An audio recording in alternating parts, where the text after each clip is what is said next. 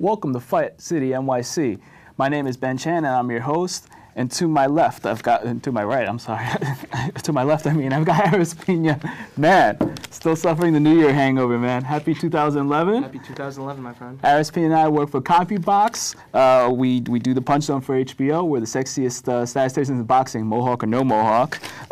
Today, we're joined by a very special guest, another member of the CompuBox family, Lee Groves. He has been doing CompuBox for several years, and he's also the author of Tales from the Crypt. Tales from the Vault. Tales from the Crypt. Wow, I'm really off today. Tales from the Vault, 100 Closet Classics. Welcome, Lee. How you doing, Ben? Happy New Year. You're doing pretty good, aren't you? I am, trying to get it together.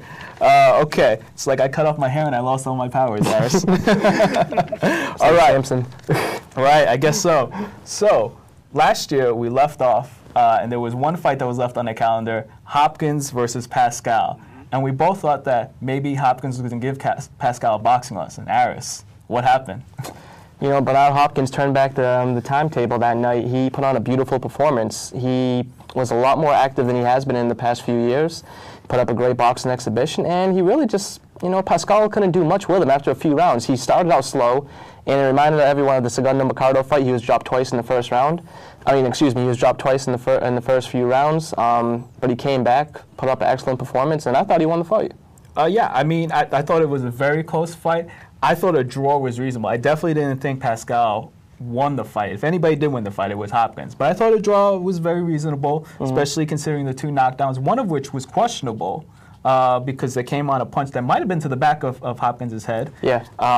And so we know Hopkins sees spots when he gets hit in the back of the head. Right, and this is kind of interesting because, for years Hopkins, always, was complaining, about coming, about the boxing industry being against him, and now I think he's actually got more fans because of, lately, people have been, I guess since he's lost, there's been more sympathy towards Hopkins.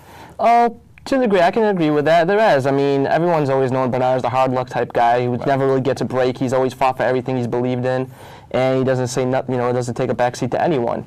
Well, Hopkins that night did the same thing, and he was kind of screwed by the judges. That's what he felt, and he has a good case. He has the gift of gab. And what did you say about a draw in Quebec? And what I did exactly what I said. If they give Pascal a draw in Quebec, that means he lost the fight. So now, Lee, they're making a lot of writers were comparing Hopkins to Archie Moore. And what do you think about those comparisons? Are they valid? I think they are valid because the common denominator between Moore and Hopkins is their emphasis on defense and technique. They used, Archie used the armadillo defense. Hopkins is very fundamentally sound all around. They are thinking man fighters, and they use those thinking skills to dictate the pace and to minimize the damage that they take. Definitely. So, Bernard Hopkins impresses everybody. I think even people who thought that he had a chance didn't expect him to fight. Well, in Hopkins' past few fights, he hasn't looked that impressive. He showed his age, especially in the Roy Jones fight. Right. And for him to really put on the pressure the way he did and fight as actively as he did and really press the fight, that was a great performance for him. I agree. I think that Bernard Hopkins was also very shrewd outside of the ring in that, he did not challenge Chad Dawson, who is capable of throwing tons and tons of punches and is a southpaw on top of that. As soon as Pascal, who fights at a slower pace, he doesn't throw a lot of punches per round. He fights in spurts, and thus Hopkins believed, and he believed correctly, that he could slow Pascal down even more to his pace.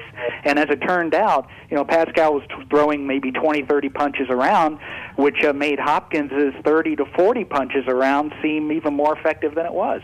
Good point. Great point. Right, and for years Hopkins ruled the middleweight division, and let's talk about it seems like the consensus fight of 2010 for the fight of the year, Sergio Martinez. Martinez had two really good fights. The first one when he lifted the middleweight belt from Kelly Pavlik, which was a good back and forth fight. He actually came back from being knocked down in that fight to win a decision.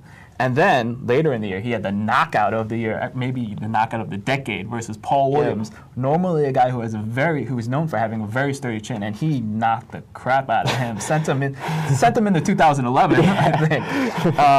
So Sergio Martinez is the fight of the year, but he's kind of left in a precarious position now, because who's he going to fight next? Well, no, they're going to make him fight Sergey Sindrick, which HBO has really shoved down him and Lou DiBella's throat. You know, they wanted to fight Miguel Cotto. Bob Arum put the kibosh on that because we know Bob Arum doesn't like to match his fighters against people outside of his promotional company. Right. They were going to put him up against Andy Lee, which is a good fight. Look, I mean, it's a win for Martinez. He deserves an easy fight because how many fights back-to-back has he had that's really tough? And it was going to be a good opportunity for Lee. Plus, it was going to happen, you know, on the weekend before St. Patrick's Day or after, I'm not sure. And that was going to bring in a ton of people because Lee is very popular, you know, being Irish with his crowd. And it would have been a good fight. Lee's a good fighter. But HBO didn't want that either. They wanted Sindrick, and that's where we are now. Right, and then so that's what's going to happen with Martinez.